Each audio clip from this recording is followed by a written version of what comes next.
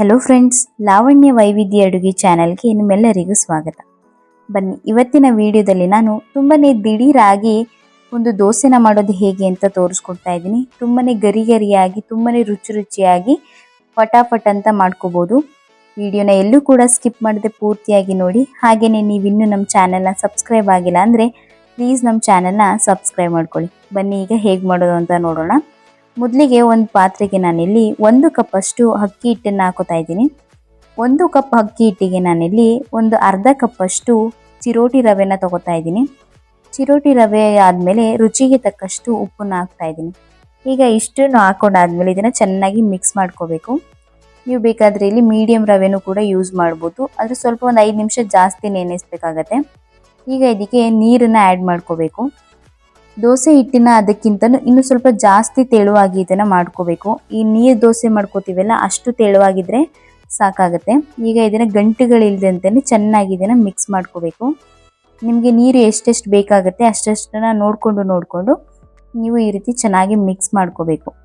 ಅದಾದಮೇಲೆ ಇಲ್ಲಿ ನಾನು ಒಂದು ಅರ್ಧ ಕಪ್ ಅಷ್ಟು ಈರುಳ್ಳಿನ ಹಾಕೋತಾ ಇದ್ದೀನಿ. ಹಾಗೆಯೇ ಒಂದು ಅರ್ಧ ಕಪ್ ಅಷ್ಟು ಕ್ಯಾರೆಟ್ ತುರಿ, ಜೊತೆಗೆ ಒಂದು ಸ್ವಲ್ಪ ಕೊತ್ತಂಬರಿ ಸೊಪ್ಪನ್ನ ಸಣ್ಣದಾಗಿ ಕಟ್ ಮಾಡಿ ಹಾಕೊಂಡಿದ್ದೀನಿ. ಇದಾದಮೇಲೆ ಒಂದು ಅರ್ಧ ಟೇಬಲ್ ಸ್ಪೂನ್ ಅಷ್ಟು ಜೀರಿಗೆ, ಇಷ್ಟನ್ನು ಹಾಕಿ ಇದನ್ನು ಚೆನ್ನಾಗಿ ಮಿಕ್ಸ್ ಮಾಡ್ಕೋಬೇಕು. ಈರುಳ್ಳಿ ಮತ್ತು ಕ್ಯಾರೆಟ್ ಜೊತೆಗೆ ನೀವು ಬೇಕಾದ್ರೆ ಸಬ್ಬಸಿಗೆ ಸೊಪ್ಪನ್ನು ಕೂಡ ಹಾಕೋಬೋದು, ಚೆನ್ನಾಗಿರುತ್ತೆ. ಈಗ ಇದನ್ನು ಮುಚ್ಚಿ ಒಂದು 10 ನಿಮಿಷ ನೆನೆಯೋದಕ್ಕೆ ಬಿಟ್ಬಿಡ್ಬೇಕು. ಈ ಕಡೆ ಇದಕ್ಕೆ ಚಟ್ನಿಗೆ ಒಂದು ಅರ್ಧ ಕಪ್ ಅಷ್ಟು ತೆಂಗಿನಕಾಯಿ ತುರಿನ ಹಾಕೋತಾ ಇದ್ದೀನಿ. ಅದಕ್ಕೆ ಒಂದು 3 ಒಣಮೆಣಸಿನ್ಕಾಯಿ, ಹಾಗೆಯೇ ಸ್ವಲ್ಪ ಕರಿಬೇವನ್ನ ಹಾಕೋತಾ ಇದ್ದೀನಿ. ಜೊತೆಗೆ ಸ್ವಲ್ಪ ಕೊತ್ತಂಬರಿ ಸೊಪ್ಪು, ಹಾಗೆಯೇ ಇಲ್ಲಿ ನಾನು ಸಣ್ಣದಾಗಿರುವಂತಹ ಒಂದು ಟೊಮೊಟೊನ ಹಾಕೋತಾ ಇದ್ದೀನಿ.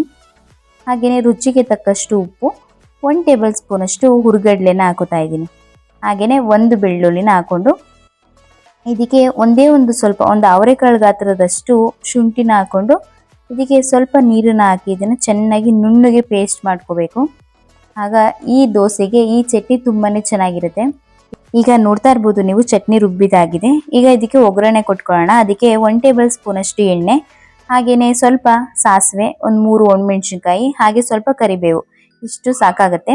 ಈ ಚಟ್ನಿನ ಒಂದು ಬೌಲ್ಗೆ ಹಾಕೊಂಡು ಈ ಒಗ್ಗರಣೆ ಮಾಡಿರೋದನ್ನ ಚಟ್ನಿ ಮೇಲ್ಗಡೆ ಹಾಕಿ ಇದನ್ನ ಚೆನ್ನಾಗಿ ಮಿಕ್ಸ್ ಮಾಡ್ಕೋಬೇಕು. ಈ ಕಡೆ ಒಂದು 10 ನಿಮಿಷ ಆಗಿದೆ ಇದು ನೆನೆಯಕ್ಕಿಟ್ಟು. ನಾವು ಈಗ ನೋಡ್ತಾ ಇರ್ಬೋದು, ಇದನ್ನ ಚೆನ್ನಾಗಿ ಫಸ್ಟಿಗೆ ಮಿಕ್ಸ್ ಮಾಡ್ಕೋಬೇಕು. ಈಗ ನೋಡ್ತಾ ಇರ್ಬೋದು ನೀವು ಎಷ್ಟು ತೆಳುವಾಗಿದೆ ಅಂತ ಅಂದ್ಬಿಟ್ಟು. ಈ ಕನ್ಸಿಸ್ಟೆನ್ಸಿಗೆ ನೀವು ನೀರು ಹಾಕೊಂಡ್ರೆ ಸಾಕಾಗತ್ತೆ. ಅದಾದಮೇಲೆ ಗ್ಯಾಸ್ ಸ್ಟವ್ ಮೇಲೆ ಒಂದು ತವಾನ ಇಟ್ಕೊಂಡು ತವ ಚೆನ್ನಾಗಿ ಬಿಸಿ ಆಗಬೇಕು. ಅದಾದಮೇಲೆ ನೋಡಿ ಈ ರೀತಿ ತೆಳುವಾಗಿ ದೋಸೆನ ಹರಡ್ಕೋಬೇಕು. ನೀವು ಹರಡಕ್ಕೆ ಹೋಗ್ಬೇಡಿ, ಜಸ್ಟ್ ಈ ರೀತಿ ಸೋಟಲ್ಲಿ ಹಾಕಿದ್ರೆ ಸಾಕಾಗುತ್ತೆ. ಈಗ ಮೇಲ್ಗಡೆ ಒಂದು 2 ಟೇಬಲ್ ಸ್ಪೂನ್ ಅಷ್ಟು ಎಣ್ಣೆನ ಹಾಕಿ ಇದನ್ನು ಚೆನ್ನಾಗಿ ಬೇಯಿಸ್ಕೋಬೇಕು. ಈಗ ನೋಡಿ ಈ ಥರ ಕಲರ್ ಆಗಬೇಕು, ಅಲ್ಲಿವರೆಗೂ ಚೆನ್ನಾಗಿ ಬೇಯಿಸಿದ್ರೆ ಸ್ವಲ್ಪನೂ ಕಿತ್ತೋಗಲ್ಲ, ಅಷ್ಟು ಚೆನ್ನಾಗಿ ಬರುತ್ತೆ. ಈಗ ನೋಡಿ ಚೆನ್ನಾಗಿ ಬೆಂದಿದೆ. ಈಗ ಇದನ್ನು ಎತ್ತಿ ತೋರಿಸ್ತಾ ಇದ್ದೀನಿ. ನೋಡಿ ದೋಸೆ ಎಷ್ಟು ಚೆನ್ನಾಗಿ ಇದೊಳ್ತಾ ಇದೆ ಅಂತ, ಸ್ವಲ್ಪನೂ ಕೂಡ ಎಲ್ಲೂ ಕಿತ್ತೋಗ್ತಾ ಇಲ್ಲ. ಈ ರೀತಿ ಚೆನ್ನಾಗಿ ಇದನ್ನ ಬಿಡಿಸ್ಕೊಂಡು ಈಗ ಇದನ್ನೇ ಮಡ್ಚ್ಕೊಳ್ಳೋಣ. ಇದು ತೆಳುವಾಗಿರೋದ್ರಿಂದ ದೋಸೆ 2 ಸೈಡು ಕೂಡ ಬೇಯಿಸ್ಬೇಕು ಅನ್ನೋದೇನಿಲ್ಲ. ಈಗ ಇದು ರೆಡಿ ಆಗಿದೆ. ಈಗ ಸೈಡಿಗೆ ಎತ್ತಿಟ್ಕೊಳ್ಳೋಣ. ಈಗ ಅದೇ ತವದ ಮೇಲೆ ಮತ್ತೆ ನಾನು ಇನ್ನೊಂದು ದೋಸೆನ ಹಾಕೋತಾ ಇದ್ದೀನಿ. ನೋಡಿ ನಾವು ಎಷ್ಟು ತೆಳುವಾಗಿ ಮಾಡಿರೋದ್ರಿಂದ ದೋಸೆನೂ ಕೂಡ ಎಷ್ಟು ತೆಳುವಾಗಿ ಬಂದಿದೆ ಅಂತ. ಈ ಕನ್ಸಿಸ್ಟೆನ್ಸಿಲಿ ನೀವು ದೋಸೆ ಹಿಟ್ಟನ್ನ ಮಾಡ್ಕೋಬೇಕು. ತುಂಬಾನೇ ಸುಲಭವಾಗಿ ಯಾರು ಬೇಕಾದರೂ ಕೂಡ ಫಟಾಫಟ್ ಅಂತ ಮಾಡ್ಬೋದು. ಅಷ್ಟು ರುಚಿಯಾಗಿದೆ ಈ ದೋಸೆ.